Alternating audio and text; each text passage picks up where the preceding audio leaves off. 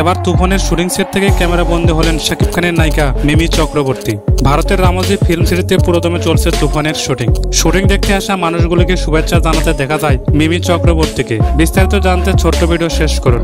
Superstar Shakib Khan shooting করবে আর মানুষ ভিড় করবে না, তা কি করে হয়? রামজি ফিল্ম সিটিতে শাকিব খানের শুটিং দেখতে আসে ভারতের হাজারো দর্শক, কিন্তু শাকিব খানের সাথে দেখা না হলেও ভক্তরা পেয়ে যান তুফানের নায়িকাকে। এমন একটি ভিডিও ভাইরাল হয় সোশ্যাল মিডিয়ায়। সেই ভিডিওতে দেখা যায় নায়িকা মিমি চক্রবর্তীর স্থির চিত্র শুটিং ভিডিও। আশেপাশে হাজারো দর্শকের ভিড়ে শুটিং করছেন মিমি চক্রবর্তী। এমন একটি ভিডিও মিমি চক্রবর্তী নিজে পোস্ট করেছেন নিজের ইনস্টাগ্রাম আইডিতে। ভিডিওতে আরো দেখা যায় শুটিং দেখতে আসা মানুষদের সাথে খুবই আন্তরিকভাবে কথা বলছেন মিমি চক্রবর্তী। তুফানের শুটিং সেটে শাকিব খানকে দেখতে না পেলেও মিমি চক্রবর্তীর ভালোবাসায় খুশি হয়েছেন দর্শকরা। জানা যায় ইতিমধ্যে 7 দিনের শুটিং শেষ করেছেন রায়হান রাফি।